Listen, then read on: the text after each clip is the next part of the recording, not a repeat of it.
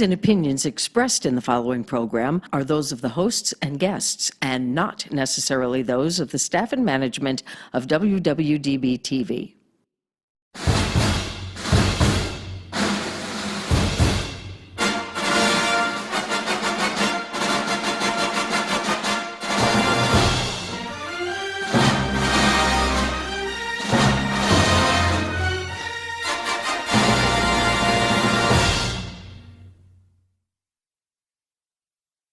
Hey everybody, thanks for coming back this week to Doing It with Stiles. Today I've got a very special guest, and I hope I don't screw up her name because it's just a little bit off. And it's Larnette. Correct. Larnette Winston. Correct. And I remember the Winston because when I was a kid I used to smoke Winstons. And there was also a tire company named Winston. Wasn't aware of the tire company. In LA. Right. Wasn't aware of the tire They used to company. have a commercial, if you're unhappy with the tires, please bring them back, and it had an old woman throwing the tire through the window. Nice. So anyway, Nice. Lynette, welcome. Thank you so much. It's a pleasure and honor to be here with you today, and thank you for having me as your guest. No problem. So, what the hell are you doing here? You are a life coach. That is correct. So, that is correct. What my first question is, what is a life coach? Mm-hmm. And what do I need? Why do I need a life coach, or do I need a life coach? Okay. So, Great question. Great question. You know, a life coach is somebody that really helps to pull your greatest potential from you to be able to achieve exactly what it is that you want in your life, or things that may be missing in your life. Why would you need one? Is many times people get stuck. There's something that they really want to do, but there is this underlying fear and doubt that comes with that. And as a life coach, I help you to understand what those fears and doubts are, where they come from, help you to work through those so you can move past it and start moving forward in your life. Very nice. Mm-hmm. So it's kind of like you've got a little different perspective on me and what I'm doing, because Correct. I see things like this, Mm-hmm. and you're able to look at it from a different perspective and say, don't be an idiot, don't do that. Actually, No. and no, I wouldn't do that. Right. I'm just teasing. Right. Actually helping you to see things from a different perspective, but not so much from my perspective, because as a life coach, we're always on the client's agenda, okay? And what the client wants. I would never give you advice. I will help you through basically asking some very thought-provoking questions that's going to connect you emotionally to what it is that you want to experience. And through those questions, you'll find the answers. So you're going to make me come up with my own answers. That is correct. Basically. Okay. Because they're already in you. The answers are already within you. And I agree with that. Yeah. I really do. I think that we all know what we need to do, but sometimes we need to get slapped upside the head before we realize it. That's true. That's true. In a nice way. Exactly. And you do it in a nice way. Exactly. And really fully understanding what has been blocking you or distracting you up to that point, so that when you recognize it, it creates an awareness so you can push it to the side and keep going. So how is a life coach different than, say, a therapist or a counselor, or is there a difference? Or? Yes, there is. There is a difference, and there's very varied concepts behind and thoughts about that. But as a therapist, really working with those that are screwed up. Not necessarily screwed up, but may have some mental health conditions, Right. substance abuse, anxiety, depression, that type of thing. And they're working with those folks to help them to become functioning, Gotcha. right? Okay. A counselor primarily deals with those that are trying to heal from past wounds, okay? Past hurts, past wounds. As a coach, we are more into forward action, forward motion, working with functioning, healthy folks that are not really maximizing their potential and have a specific goal or dream that they're trying to achieve, and put them into action with a lot of accountability from a coach. So is that you just focus on the individual, not necessarily as a business person, would I call you in and say, hey, look, what should I be doing here? And I'm oversimplifying that, but is that, do you have those kinds of situations, or is that an appropriate kind of a situation? Yes, I do have those types of situations, where someone is at a crossroads. I mean, I was there. I walked those shoes, right? Was at a crossroads in their career or in their business, in their relationship.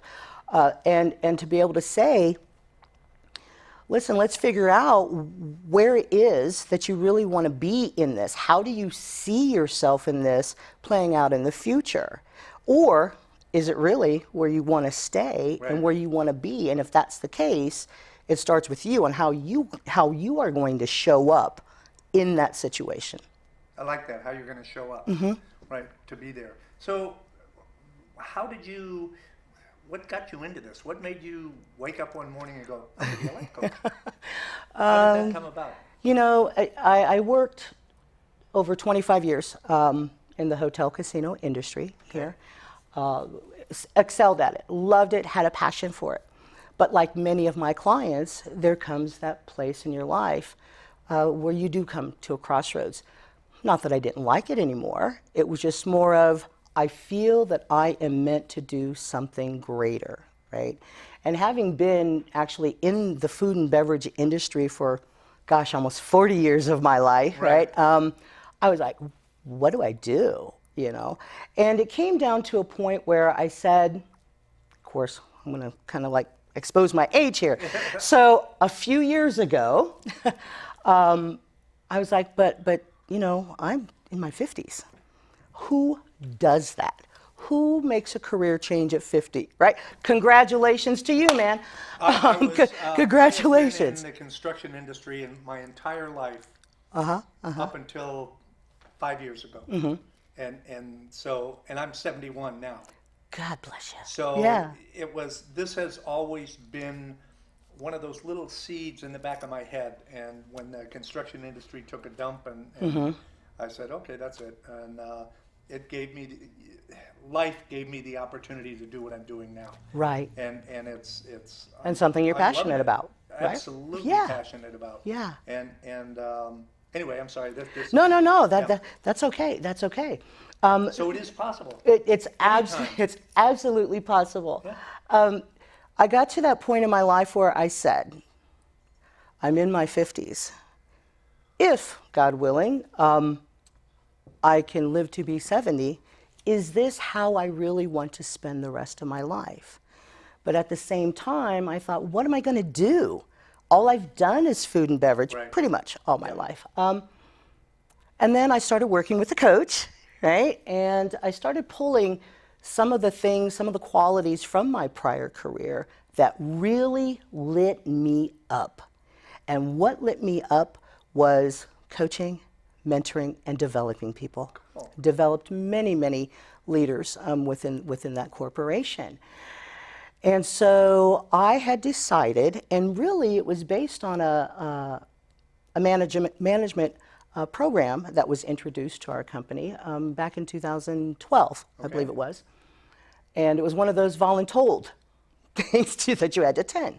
But it was with the coaching school in which I have received my certification. Right, and that was going to be my next question. Yes. Is there, do you have some type of certification or degree or something like that? Or is it just, hey, I'm going to be a life coach?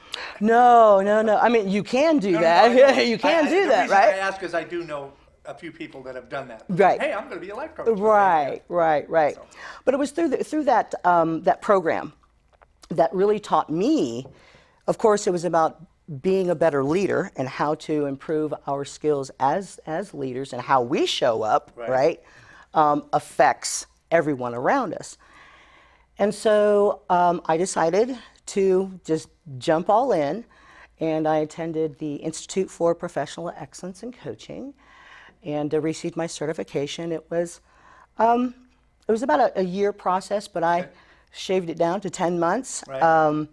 And then with that, I also became what's called an Energy Leadership Index Master Practitioner, because how we show up in different energies, okay, determines the results that we're currently achieving, Yes. right? And so being able to conduct those assessments and be able to tell people exactly what is blocking them and where they can create an awareness to be able to shift themselves to resonate at a higher level of energy, okay? And with that then, I received my certification with the International Coach Federation, right? And that is that, you know, they set the standards for the coaching world. And so that's how I ended up getting into this. Cool. So here comes the trick questions. Okay. What do you enjoy most about doing what you're doing right now? The reward is unbelievable. What I enjoy most is when a client has that aha moment. That moment when it all just starts clicking. And it could take some a week or two. Right? Some it takes 6 months. Yep. But when that moment happens, it is unbelievable. It is such a powerful moment. And you just know it when it happens. Yeah, I know it when it happens because they are just like, they are so awake in what is happening now. I was going through, some years back, I was learning to fly. And the instructor, I asked him one day, there comes a point in your training where you have to go solo. You know, you go fly by yourself. Right. And I asked the instructor, I said, how do you know? How do you know when your student's ready?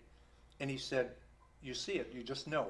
There's that light comes on, that, as you said, that aha moment when you know, okay, this person's ready to do that now. And I understood exactly what he meant, because when that moment was there, it was like, I mean, he was in the seat next to me, and it was like I'm up there and I'm going, oh, hey, I got this. Yeah. You know? Right. And it was like, so when I didn't say anything. We got down, we landed. Because okay, next week you're going to do your first solo. And it was like, okay, yeah, now I get it. I see what he means, and that's it has to be gratifying as a coach or a teacher or whatever. You know, I coached Little League when my boys were growing up, and it was, you know, you see these little kids that are, they just, there's that moment in their life when they go, okay, I know how to do, I can catch my first fly, I get my Right. first hit, you know, and it is rewarding. So what do you hate most about what you're doing? None of it really. Okay. You know, from a business aspect, you know, when you love coaching, right? You love when you're in your game and you're passionate about what you're doing, but then you also know as an entrepreneur, you know, you have that side of it. As a business person. Right. Those things that I don't particularly care for is Yeah, that sucks. That stuff, right. Cool. Yeah, I don't particularly care for that. But So do you have, how do I ask this? You meet a person for the first time. They say, hey, I'm interested in you know, getting a life coach, or I want to work with you, or someone has referred you, or whatever. How do you go about deciding or figuring out what they need, what they want, what's best for them? You know, how do you, because it can't be the same for everybody, is it? well, that's correct. It's not the same for everybody. And first, you know, I always do a complimentary 45-minute discovery session. Oh, okay. Okay, to be able to see exactly what it is that they need help with. Right. At that point, you know, it's determined if number one, if we're a good fit too. You know, we have to be a good Exactly. fit. I was going to ask right. you that. You know, Are there times when you just say, you know, I'm sorry, but I think that you would better be served by yes, getting someone else? Okay. Exactly. If somebody, you know, right out the chute says, you know, I suffer from severe depression, at that point I would say, you are, you know, I would see a refer you a therapist, right? Or if somebody has some real deep relationship issues, I would refer them to a relationship coach. Yeah. But a lot of those times prior to the referrals, it's working through some of the other inner stuff first. Right. Okay. Right. And then to be able to say, okay, here is potentially your next step. Right. So that does happen. But through that complementary strategy or discovery session is, you know, determining what it is that they really need assistance with, determining how I can best help them. Okay. And then at that point, I share my approach, which is, extremely confidential. Right. Come from a totally non-judgmental place. So whatever you tell me, it's not. I don't want them to feel as if, oh my God, if I say that, they'll think she'll Right. think I'm stupid. Don't come from Call the police. And however, that's a great point, though, that if any time during our work together, if someone does, want to talk about creating harm to themselves or other people or doing something unlawful, I am required by the International I Code. was just going to say, I am required. Isn't that also a requirement of the law? Yes, it is. That Yes, I'm you required must to report do it. That is correct. That is Have you correct. ever had run across I that have not. situation? I have not. That's That's good. great. Yeah, no It's kidding, yeah. great.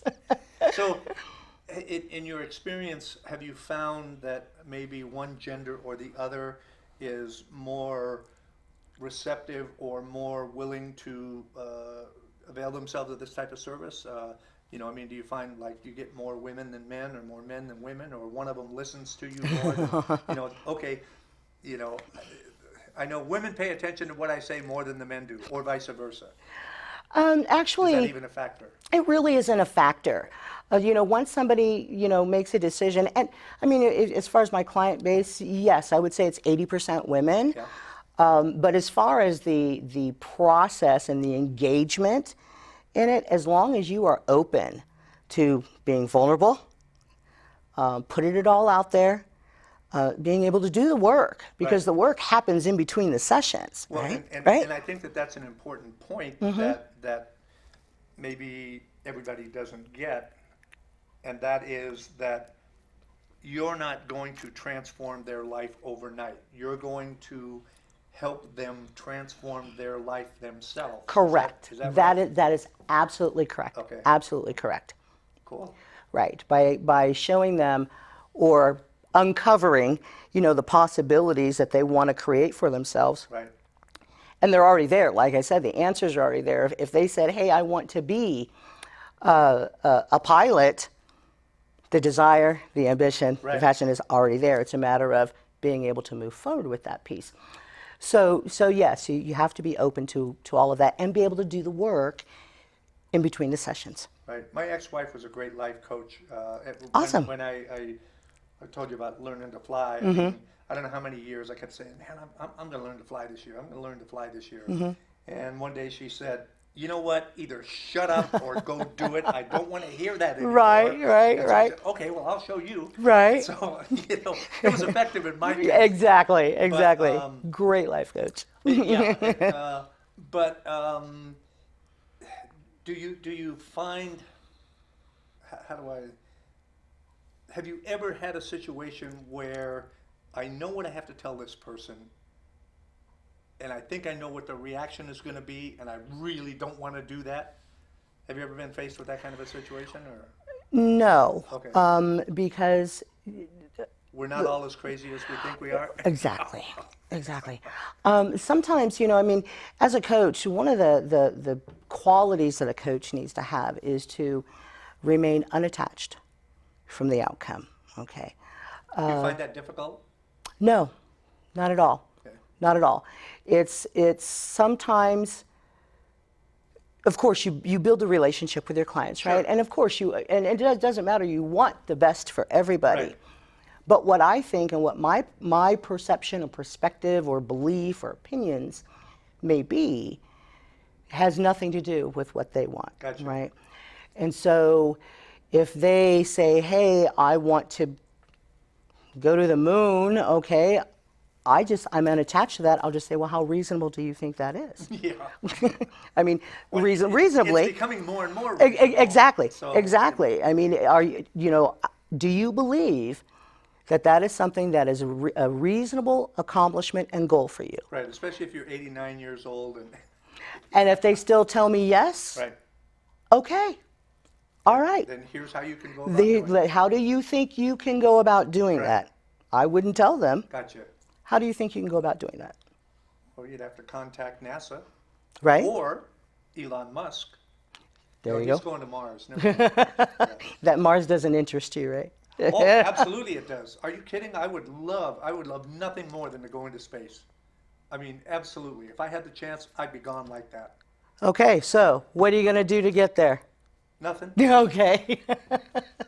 Because at this point in my life, it's not a reasonable expectation. There you go. And so I have channeled my energies in another direction.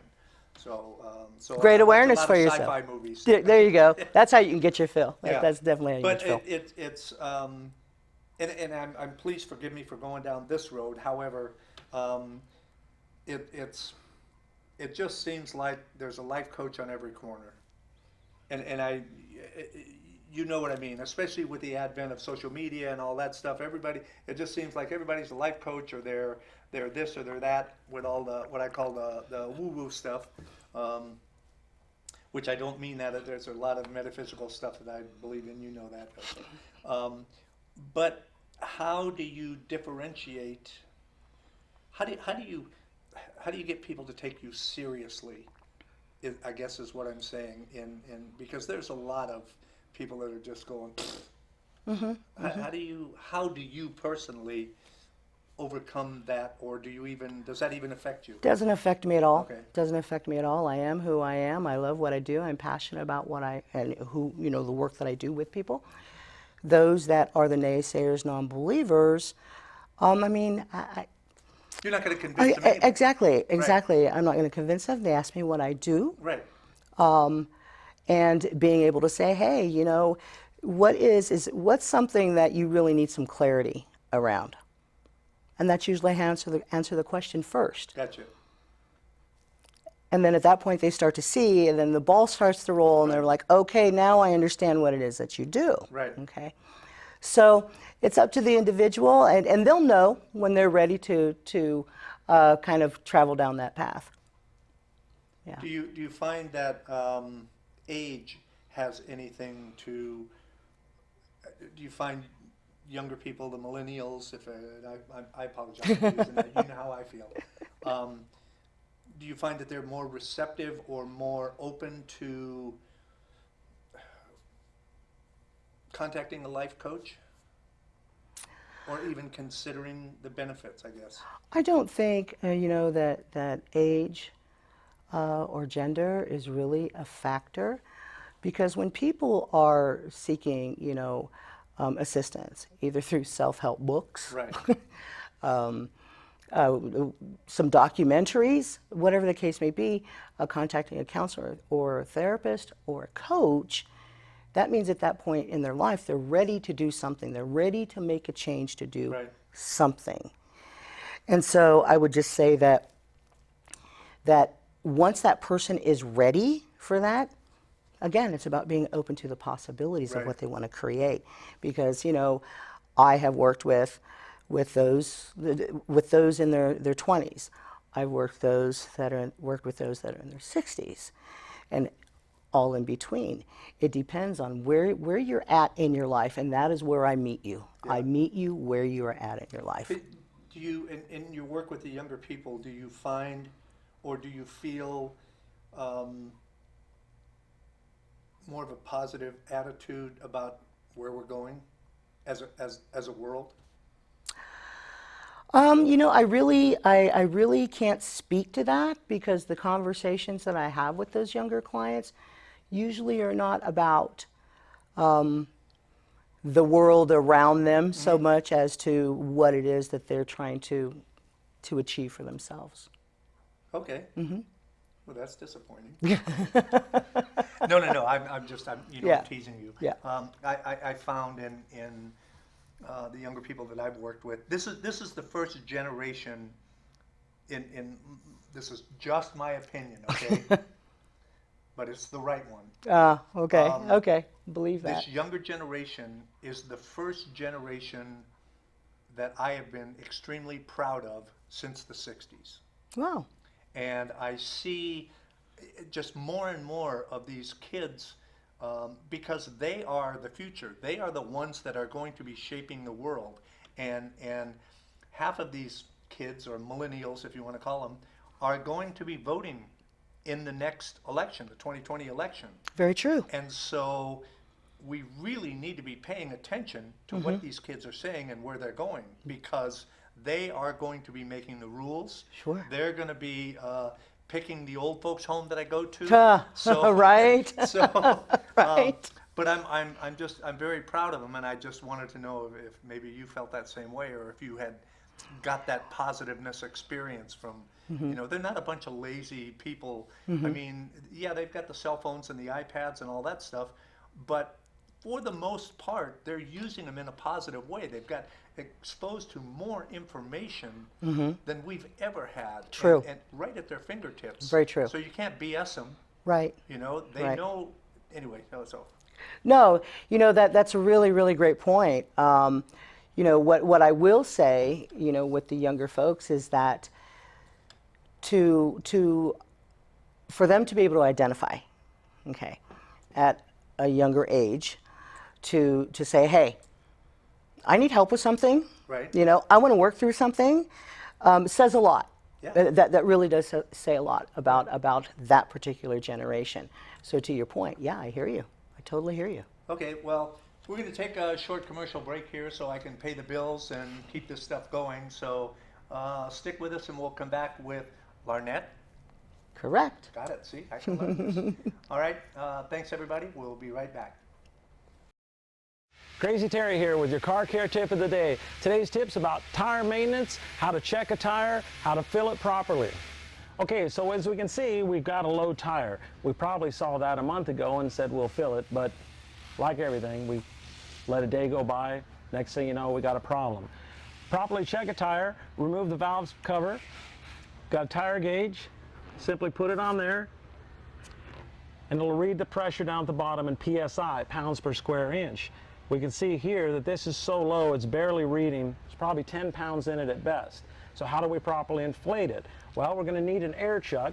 Go down to the local store or come by the shop. We'll use this tool to inflate it.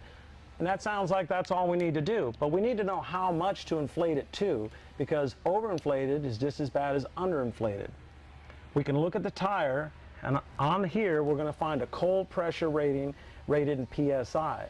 And it's going to say anywhere from 32 to 80 pounds depending on the vehicle. We'll want to find that so we know the maximum inflation cold. We're going to look until we find the load rating.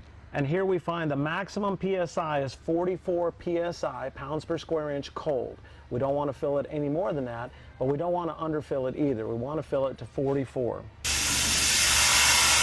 So it seems like checking the air pressure is no big deal. It's not. It's really simple to do, but we want to make sure we got the correct pressure. How do we find that? Let me show you. We open the door and we locate the sticker. It's usually right here. It could be down on the lower rocker, but it's on the driver's side. And after we look around, we'll see right here it says 35 PSI. That's the pressure that the tire requires that was sold with the vehicle. But if you change the tires later to a high-performance tire, mud and snow or anything else, look at the cold pressure on the side of the tire to make sure you're properly inflated. This could be 35 today, but we get a performance tire, it's 44, 45, or even higher. We'll want to make sure we're inflating the tire properly. A couple of things you're going to need if you're checking your own tires: tire gauge and a rag, because you are going to get a little dirty. If you don't want to do that, I don't blame you. Bring it to the shop, we'll check it for you. We'll do a whole inspection on the vehicle if you like. We'll check the tires, make sure you're safe. This can save you a lot of time and keep you safe. Crazy Terry here with your car care tip of the day. Thanks a lot.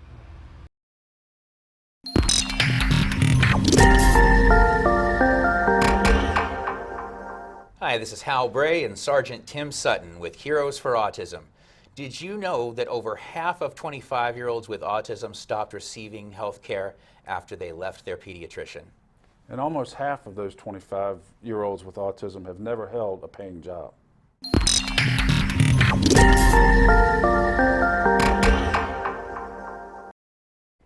See, I told you we'd be back. Thanks for having faith.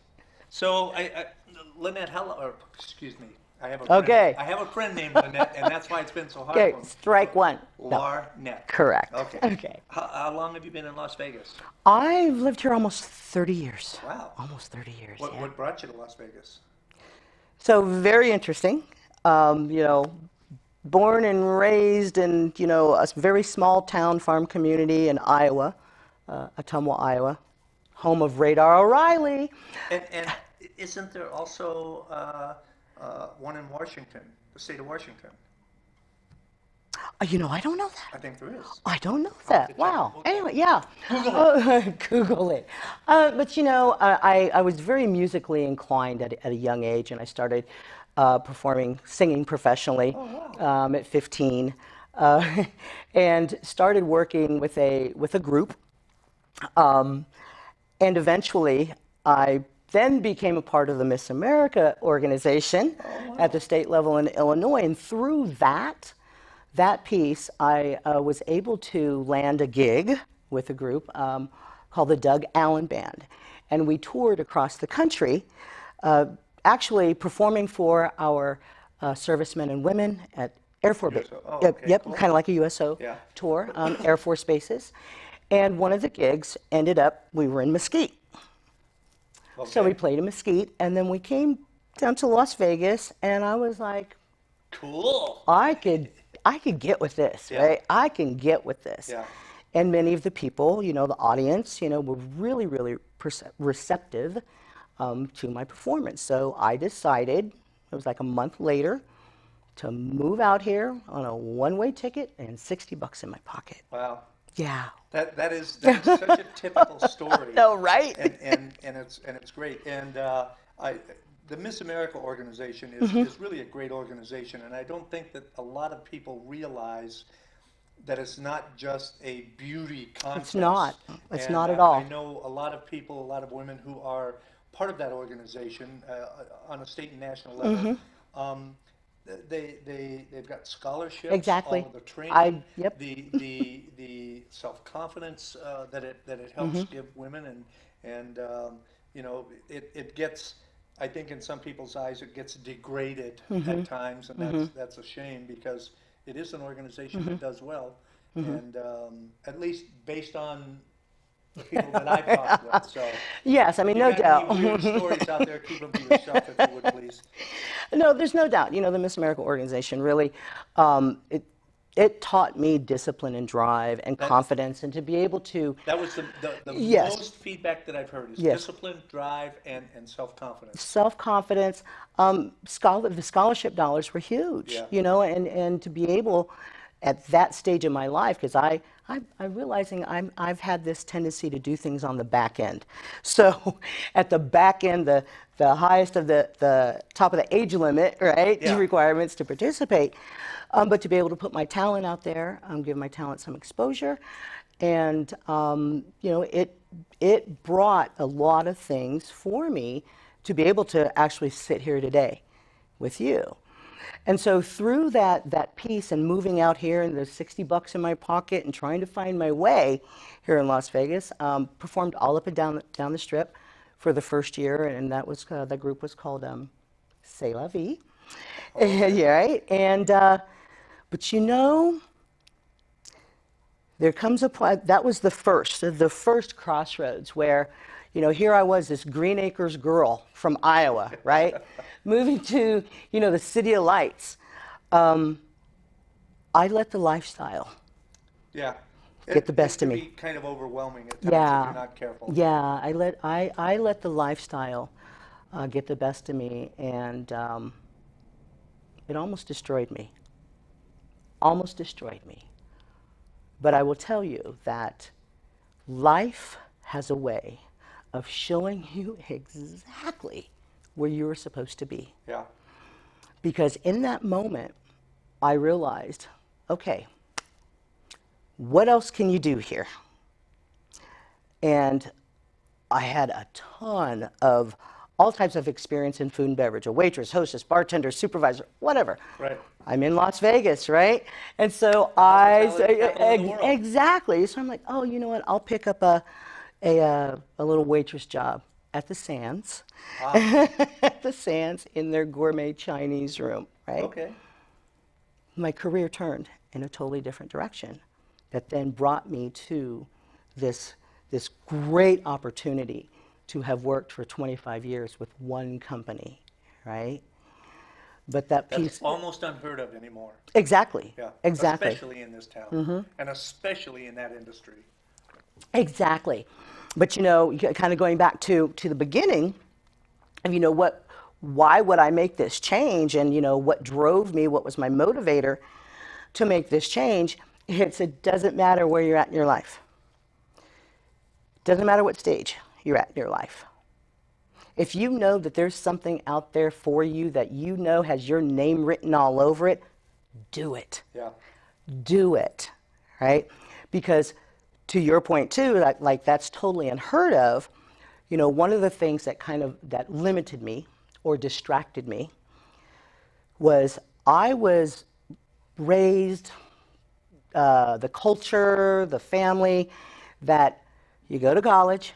Well, first of all, you make a decision what you want to do at a time in your life when it is the most unexperienced hormonal point in your life, right? Not a good time to be making a life decision. Right. So, but you make a decision. You go to college, you get a job in that field. And then when you get a job in that field, you work it, you stay loyal to it until you retire You get the and gold die. and that's it. Yeah. And that's it. Yeah. And that mindset kept me stuck for, I'll probably say, about 10 years longer than it should have. Right. But it doesn't matter what stage you're at in your life to make a change. So what do you think, what were your roadblocks, or what was blocking you or preventing you from getting out of that situation? Not that I don't mean getting out of Right. that situation. But if you're saying you knew that there was something, what held you back? What was, or Fear. Yeah. Fear and doubt. And, and that's part of what one of the blocks or the distractions is, your inner critic or your gremlin, and its role is to keep you safe, to keep you small. It's there to protect you, Yeah. right, from taking risks. But, and my inner critic, big name, fear of failure and fear of disappointing, my family. Right. Okay? Yeah. Because this is what everybody does or did in Ottumwa, Iowa Yeah. back then. And nothing. I love Ottumwa, Iowa. My hometown, I love it. I do. However, that kept me blocked.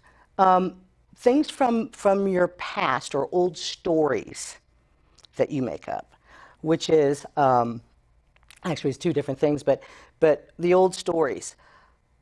I tried that one time before, right? Yes. I did that once, so I'm going to get the same results. So, your old stories of because something happened in the past is you're going to get the same results is not true. Right. But what you do from that is you take what you learned from that piece and find your way to make it work now. Right. Babe Ruth, everybody knows Babe Ruth. Mm-hmm. The home run king of his time. And but what most people, or a lot of people, don't realize is he was also the strikeout king. Had struck out more times than any other player. Mm-hmm. And that was because every time he got up to bat, he went for it. Right. And he didn't say, well, I struck out that time, so I'm not going to do that again. Mm-hmm. Every time he got up there and he gave it his all and he went for it. And as you say, there are just millions of examples like that. How Right. many times have you tried to do something, it didn't work? Okay, well, now I know that way doesn't work. Let me try this way. Exactly. So I can see where, that would, and it does. It holds a lot of people back. And it's funny in just everyday conversations when you say, you know what, you should think about doing this. Oh no, I tried that once before and that's it. Exactly. It's Exactly. like, okay, you're lost. Exactly. So, Exactly. Right. But and you have in March you got a workshop coming up too. Is that correct? That is correct. March 4th at 5:30 p.m. at the Clark County Library at 1401 East Flamingo Road. Okay. This is a 2-hour, highly interactive workshop where I am bringing in my experience and my expertise of 40 years in the food and beverage industry, and to be able to give some tools to entry-level food and beverage supervisors, front and back of the house. So if you're a supervisor or assistant and you are looking for some information, some effective tools to really uncover that true leader that you're meant to be, Right. that's for you. Right. Where can people find out about this? Where can they get more information? Sure. You can go to my website at www.larnettewinston.com, and you'll find that under the workshops tab in my Work With Me header on my website. Okay, is this strictly for people in the food and beverage industry? Yes, this Okay. one is I tailored. mean, it's focused on them. That is correct. That is correct. Is there a cost involved, or? Yes, it's $47. And of course, being a food and beverage person, I will also feed you. Yeah. I will also If feed there's you. food, There's some okay, food with okay. that too, right? Yeah. Seating is limited, though, and registration is now open for that, and it will close on March 1st. Okay. Right. All right, so you got about 3 weeks, a little over 3 weeks. Yeah. So you also have, if I remember correctly, you've got some online group coaching coming up real fast. Yes. This is called Live an Extraordinary Life, online, live video conferencing, group coaching. It's a real affordable way for you to get your feet wet Right. with coaching, and really honoring the spirit of community with inspiration, support, connections, and coaching. And so you will learn about the 4 blocks Right. or distractions that we also talked about. We'll have some group discussions around that, and then one person each week will receive a live coaching moment with me. Cool. And the course is 6 weeks. The sessions are 45 minutes long per week. There are 2 groups that you can join. In addition, every participant will receive a 30-minute complimentary session Oh, cool. as well. So you can also find that on my website. website? Yes, Okay. under group coaching. And that made me think of something that I wanted to ask earlier. Are all of your, and I'll call them sessions, are they all face to face? Are they over the phone, or is there a combination, or how does that work? If I came to you and said, okay, I think I need a life coach, what do we do now? Okay, so it's your choice. Okay. Okay, I do face-to-face, Right. in-person coaching, telephone, Right. and I use Zoom video conferencing. Okay. If you want to do it that way as well. The only thing with doing either face-to-face or Zoom, and I put that out there, is that the experience with coaching is for you to have the greatest opportunity for you to experience everything that you want to experience. So if I'm on a Zoom conference call with you or a Zoom video conference with you, and I'm taking notes and you say something and you see my eyebrow raise, don't let that be a distraction to you, Right, right? You're gonna think, right. oh my gosh, she's judging me. Yeah. So I usually, I leave that up to the individual and how they would like to be coached. Well, you know how I would overcome that? I'd just face this way. Good job, good job. Yeah, because Good I'm job. always going. I have more guests that leave here that going, wow, what did I say? No, I'm just. But I do want to say, though, that the group coaching registration does close this Sunday night at Okay. 11:59 p.m., so on the 10th? Okay. Right. So it 10th, yes. closes on the 10th? It closes at just before midnight on the 10th. Okay, gotcha. All right. All right, I want to make sure I get that right. So we're kind of running out of time here. Sure. It always goes so I fast. know, went really quick.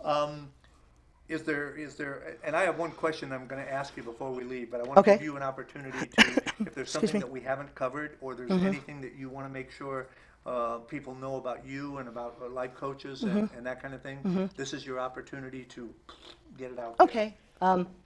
Yes.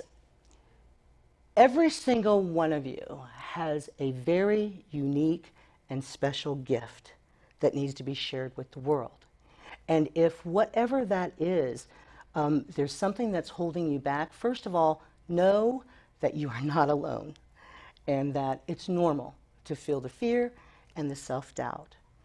But if you're looking for some clarity, to be able to gain some confidence and then put you into action mode and some motivation to go get what you want in your life, then please reach out to me at LarnetteWinston.com. Cool. So here's a question that I ask every guest at the end of each show. Okay. If you could do one thing, just one thing, to make the world a better place, what would that be? Wow.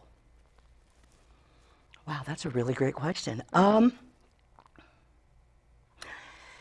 Speaking of unique gifts and talents, I think if I had the power to say every single person in this world needs to take their unique gift and talent and share it, donate it to something, a cause, the environment, Right. child abuse, animal care, whatever that may be. Because once you start doing those types of things, 1 hour a week, once you start doing those things, it's a sense of gratitude that comes to everybody, and then at that point, that just lifts the entire humanity. I agree. Yeah. Good job, yeah. All right, thank you. Hey, and again, I'd like to thank everybody for coming back and putting up with me for this time. It means a lot to us here at WWDB-TV, and thank you for sharing, thank you for liking our shows, and please spread the word. And always remember, if you're going to do it with Stiles. Yeah. Nice work, John.